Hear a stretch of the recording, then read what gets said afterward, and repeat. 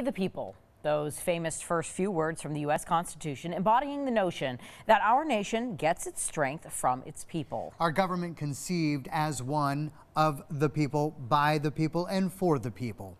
Hello everyone, I'm Darren Perrin. And I'm Kat Villianzoni. As we approach America's 250th anniversary, we're embarking on a year-long commemoration of our history, bringing you the stories of the people, places, and events that helped build and maintain our nation. Vermont, New Hampshire, and New York were at the heart of America's fight for independence. And you can experience so much of the past at many historic sites that dot our region. Sites like the Ethan Allen Homestead in Burlington. Yeah, that's right. That's where Abigail Sachs found out visitors can learn about Vermont's most famous patriot. We see his name everywhere. Ethan Allen Furniture, Ethan Allen Parkway, Ethan Allen Homestead. But who really is this guy, and what role does he play in Vermont's history? To answer those questions, I went to the Ethan Allen Homestead in Burlington, a living history museum that transports you back in time. Make ready!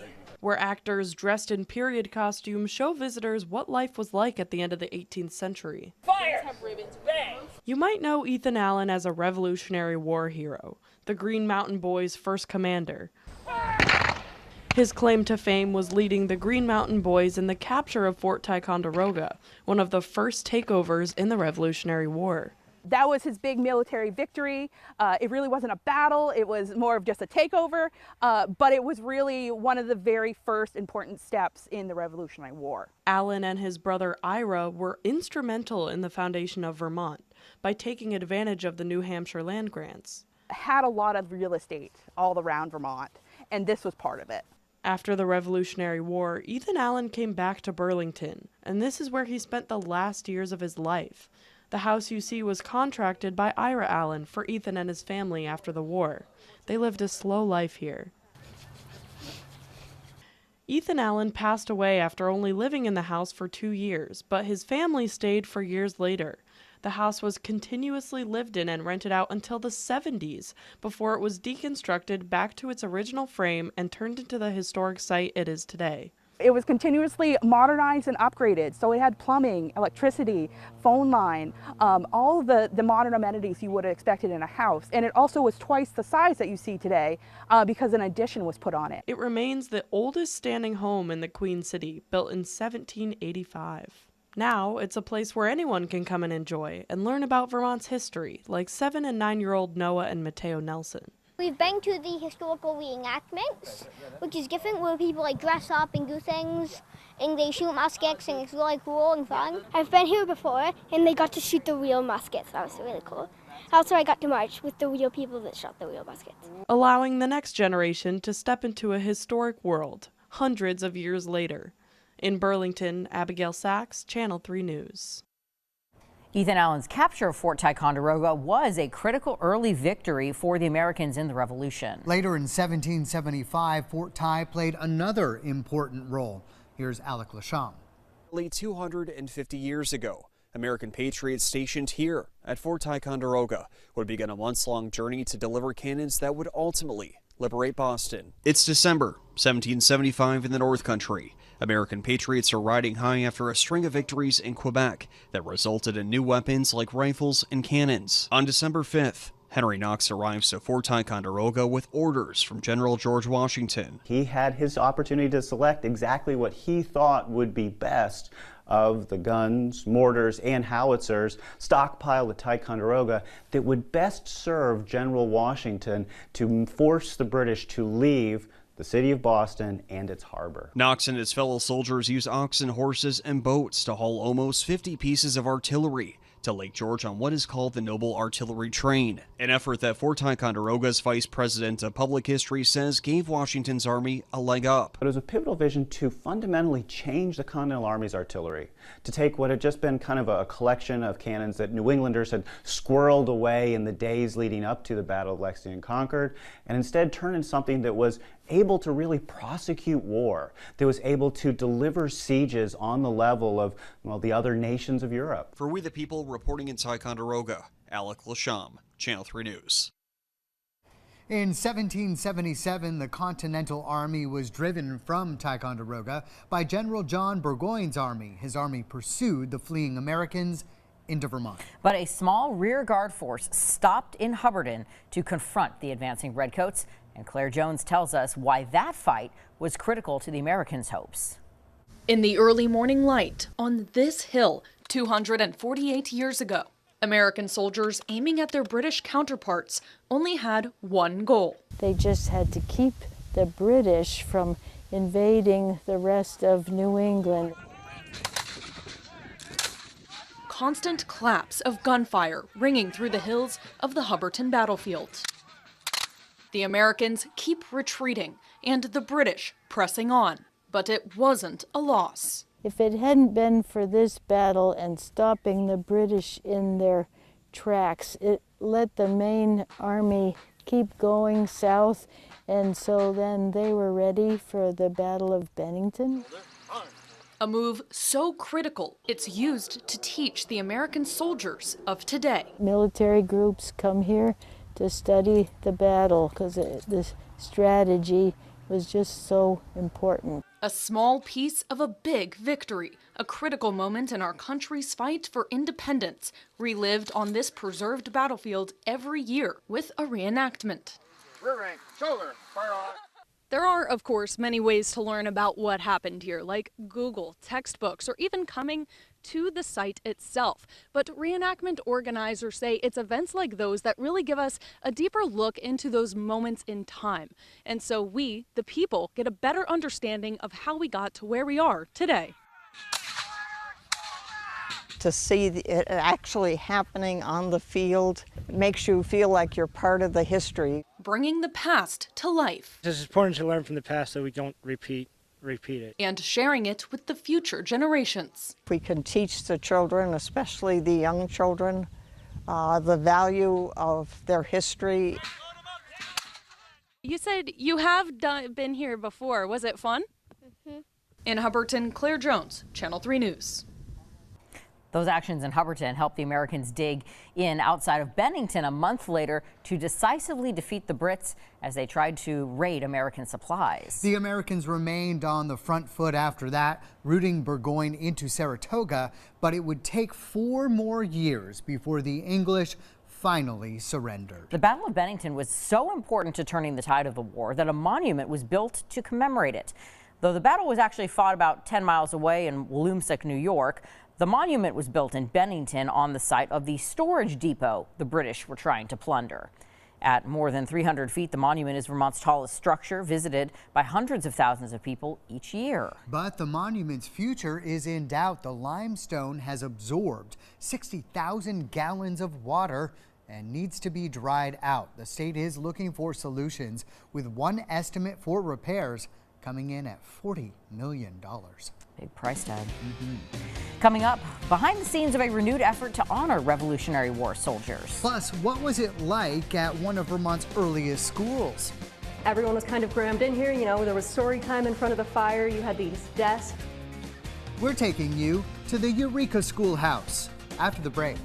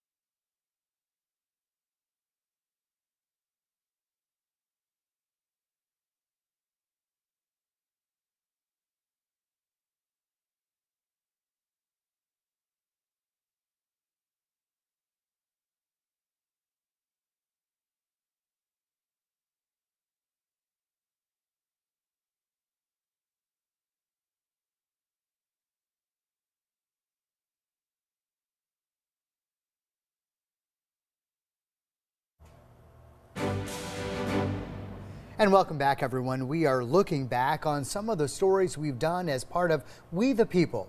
That's our year-long commemoration of America's 250th anniversary and the role our region played in shaping that history. After the Revolutionary War ended in 1781, soldiers in the Continental Army and state militias returned to their homes. As Cam Smith reports, there's a renewed effort to make sure that the contributions of Vermont soldiers are not forgotten.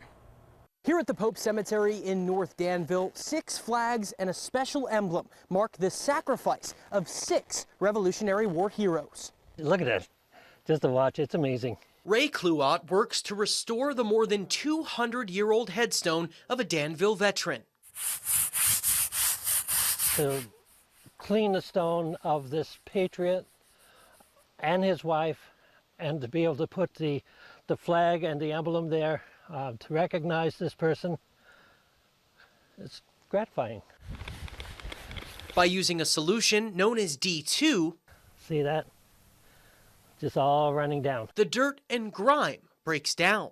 It's all part of the Danville Historical Society's tribute leading up to America's 250th birthday next July. The Adopt a Patriot initiative allows residents to sponsor a Revolutionary War patriot buried in Danville cemeteries. Making people aware of how important our history is, it just invites the sharing of so much history, which is what we're all about. The group has worked for months researching and finding the grave sites of more than 40 patriots. I hope they don't ever forget the sacrifice that they made for the freedom of our country. And this is just one of those small little ways that we can help people to remember that. Since its inception, the group says residents from all over have come forward to take part, some even with direct ties to Revolutionary War patriots in town. Those Revolutionary War patriots, most of whom came here from either New Hampshire or Massachusetts and settled in this area, were very instrumental in the development of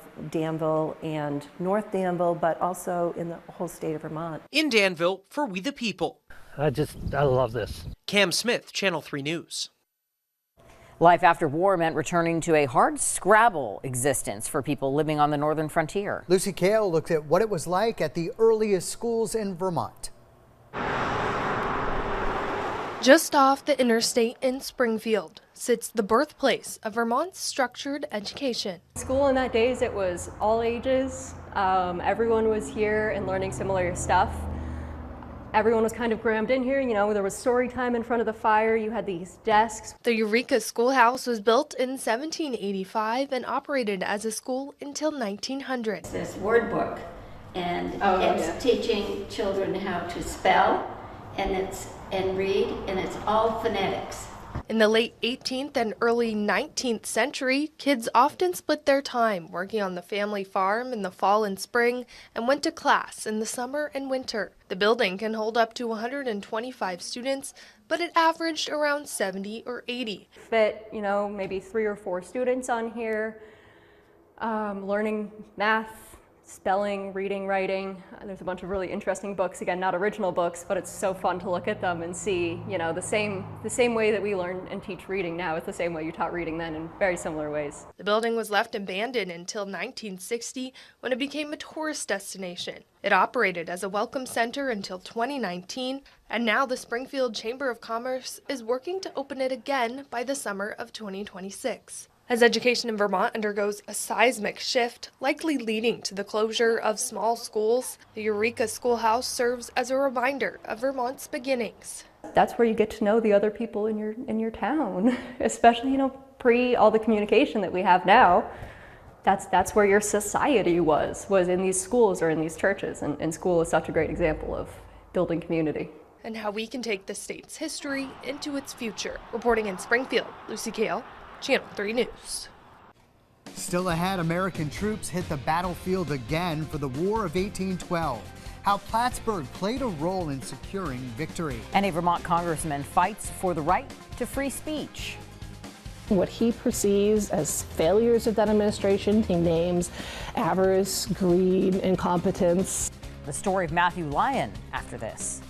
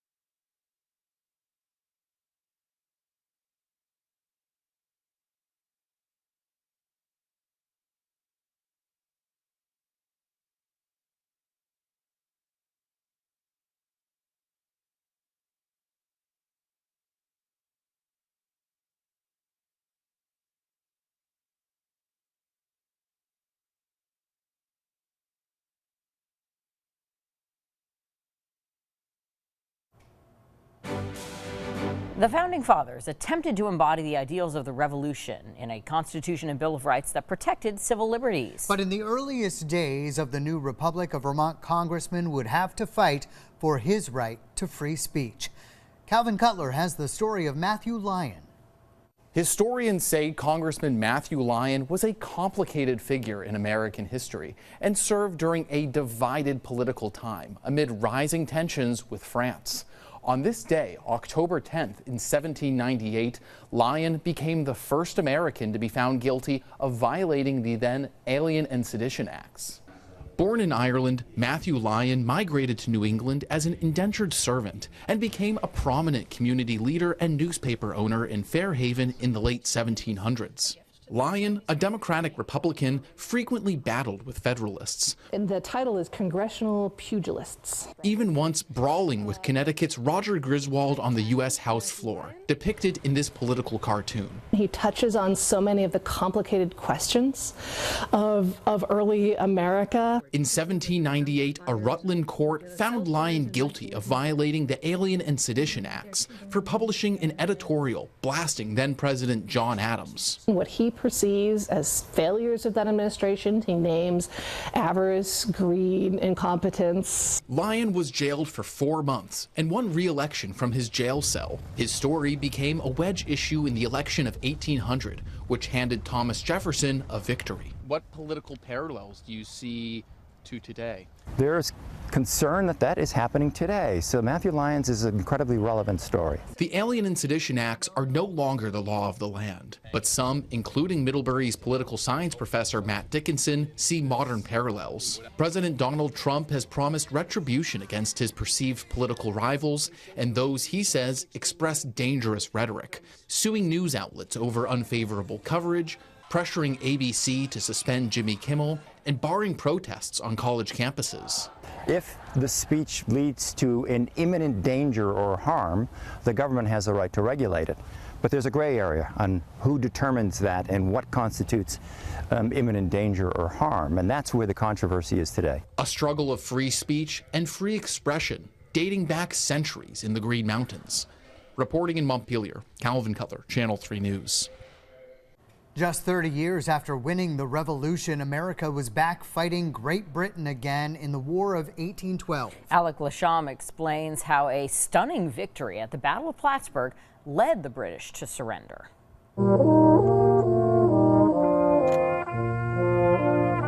It's September 1814 in Plattsburgh. American forces are at war again with Great Britain, and there are concerns of a northern invasion into New York. North of the border, new orders are given to British troops who are fresh off a victory against Napoleon's forces. You are to attack, capture, and occupy some forward location on Lake Champlain. That was going to end the war. British military leaders devised a diversion, successfully convincing the American military to move their forces to Sackett's Harbor, leaving a ragtag group of veterans, militia members, wounded soldiers, and one Commodore Thomas McDonough in Plattsburgh. We suddenly woke up to the fact that this was our independence all over again.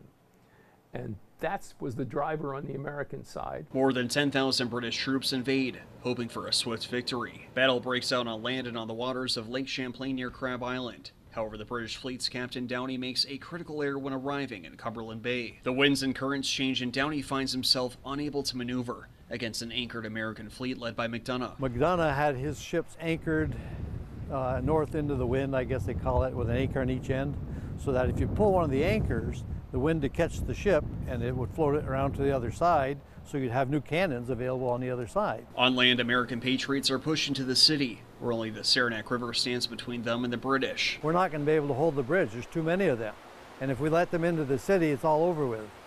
So in a hail of bullets, volunteers go out to try to dismantle the bridge and take it down so the British can't get across it. Despite being cornered, McDonough made headway on the lake, killing Downey within the first 15 minutes of the naval engagement and leaving British forces scrambling. The British general believed that his 10,000 troops were surrounded, so he issued an immediate order to retreat. Everything was over in 6 hours. The British retreat, handing the United States a victory that would lead to the Treaty of Ghent, ending the War of 1812. If the British had won that battle, it's very easy to surmise that, you know, with their big guns, they could have gone up and down the coast here and just blasted away at the Americans on land and chances are we would not have won that war. Today, monuments and yearly commemorations can be found in the Lake City. That includes on Crab Island, where 150 British, Canadian, and American men are buried in unmarked graves, and in the city where the McDonough Monument was erected in 1926. So as part of our America 250, our organization is going to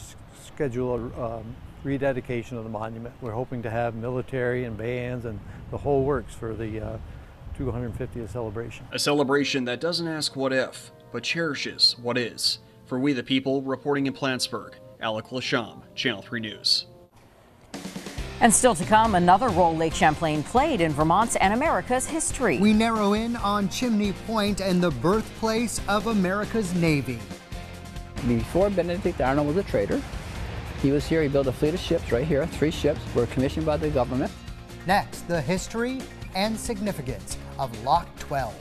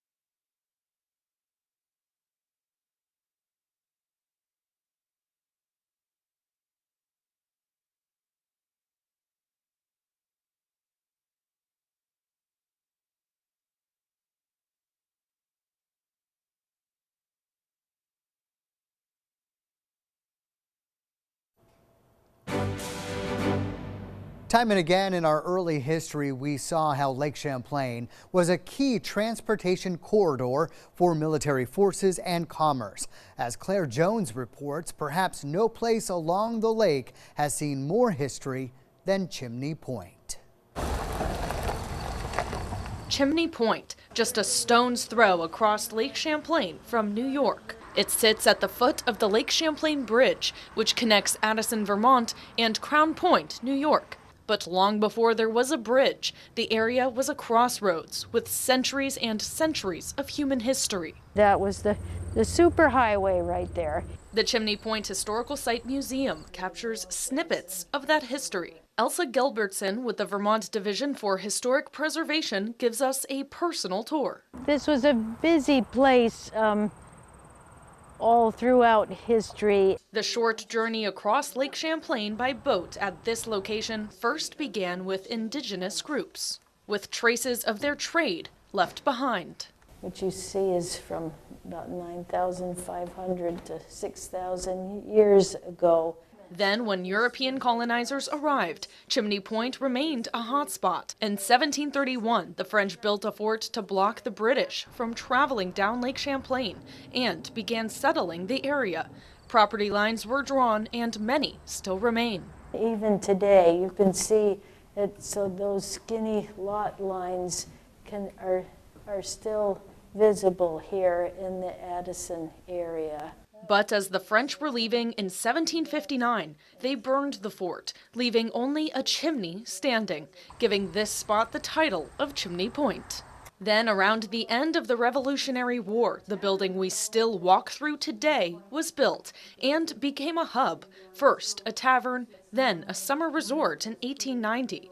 The first Champlain Bridge, opening an avenue between New York and Vermont, completed in 1929. And finding slices of Chimney Point's history continued into the 21st century. In 2009, when crews began replacing this bridge, when they dug their shovels in right about There, they immediately made a brand new discovery.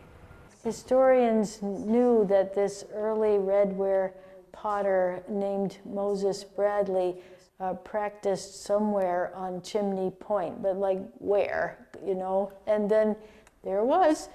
Fast forward to now, the museum digs deep into the countless stories of the land. To think that all these people passed right by here, and this is what helped with the making of our country. Connecting the travels we, the people, make today with those same steps made by the people before us for thousands of years. In Chimney Point, Claire Jones, Channel 3 News. Lake Champlain became an even more critical corridor with the building of a canal connecting the lake to the Hudson River.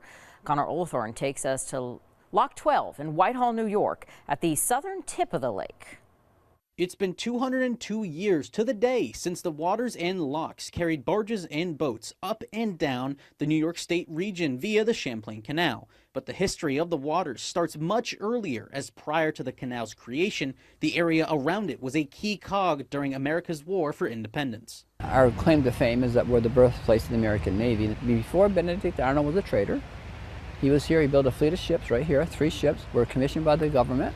The canal first opened in 1823, just 2 years before the Erie Canal. And at the time, it was the first major waterway link to bring the Hudson River and the Atlantic Ocean up to Lake Champlain and connecting those upstate. At first, it was only a few feet deep, nothing like today. Its evolution captured at the Skenesboro Museum, as well as a model scale showing off the growth of the entire region. I think having the canal come through gave rise to a lot of great communities that enabled them to engage in much more efficient trade with larger population centers. Lock 12 is the furthest north, just separating the lake from the canal. Its waters flow through Whitehall, where Francis and Cheryl Patorti both grew up. So we'd hear the barges blow their horn, and like all the kids from all around would run to the bridge up here to watch the boats go through, wave to the guys on the boats. While the canal isn't as busy as its heyday, Cheryl says boaters still make a pit stop in town, something she knows will help the locals, as she's part of the local Chamber of Commerce. It's very important for our local businesses, too, that they stop and they access what we have here in Whitehall. We kind of take it for granted because it's just here and it's just something we see every single day, and you don't realize the importance of the canal system. Reporting in Whitehall, New York, Connor Olathorn, Channel 3 News. Still ahead in our We the People special, how Vermont honors the legacy of President Calvin Coolidge. And why the birth of our other native president remains a bit of a mystery. The different stories, if you will, about where he actually was born. Not only when he was born in Canada, but when he was born in Ireland. Where you can learn more about Chester Arthur. We'll be right back.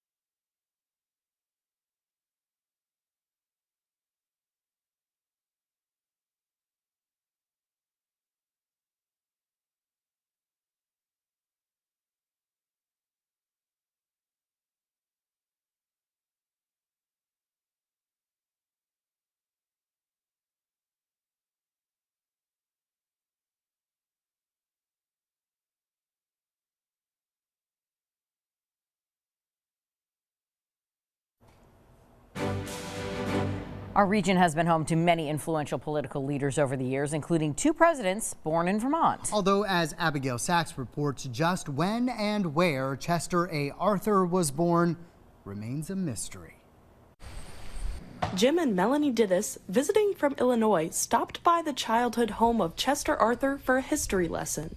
We like visiting different historic sites and learning about history, and this was on the route today. This little house was home to 7 members of the Arthur family: Chester, his 4 sisters, and their parents. This is a rebuild. It was rebuilt in 1953. It was originally like much shackier than this. I think it didn't even look this good, but they lived here. Many people speculate where Chester Arthur was actually born. Most evidence does suggest that it was right here in Fairfield, Vermont. But the reason why no one knows 100% for sure is because the Arthur family had a unique tradition to burn all of their documents and paperwork after someone passed. There's a display in there that talks about the different stories, if you will, about where he actually was born. Not only when he was born in Canada, but when he was born in Ireland. Chester Arthur's mom was Canadian and his dad was Irish. Historians say some people tried to use that against him when he ran for president. When he was running, he was in a bit of like a corruption phase. He was doing some thievery from the Republican Party with his associates, so they were trying to make sure that he couldn't get elected. Following President James Garfield's assassination, the presidential position was Arthur's. When Garfield was initially shot, the guy who shot him was like, "Now Chester Arthur can be president." And Chester Arthur was like, "Hold on, I didn't ask him to do that." Arthur wanted to honor America's vote and stick to the plans and policies that Garfield had in place, instead of pursuing his own agenda. Given that that was the platform that they'd been elected on, it was very interesting. He was willing to pursue things that maybe weren't most his political ideologies. In Fairfield, for We the People, Abigail Sachs, Channel 3 News. Like Chester Arthur, Vermont's other native-born president rose to office only after the sitting president died. Adam Sullivan shows us how Vermont remembers and celebrates Calvin Coolidge. Not only is July 4th America's birthday, it's also the birthday of the 30th President of the United States, who was born right here in Plymouth Notch. Bagpipes blare at the center of the President Calvin Coolidge Historic Site. A procession leads to the grave of the former president. Whose broad stripes and bright stars. Coolidge's great-granddaughter sings the national anthem as a wreath is laid at the tombstone. It's a legacy that we're passing on to encourage others to learn about President and Mrs. Coolidge. The 200-acre property that the state began acquiring in 1947 is a little hamlet frozen in time dedicated to Calvin Coolidge. He was born on site July 4th, 1872 in the house that's at the back of the general store. Thank you, sir. Candy sticks are still sold at the store. The bed where Coolidge was born remains out back. Across the street, the house where Coolidge took the oath of office after the sudden death of President Harding. Vice President Coolidge was woken up at about midnight on August 3rd, 1923, and was sworn in at 2:47 a.m. in the house here on the property. We decided to spend the 4th of July here to celebrate Calvin's birthday. Cynthia Mattia is in town visiting her son's family who live down the road. Her grandson is named Callum.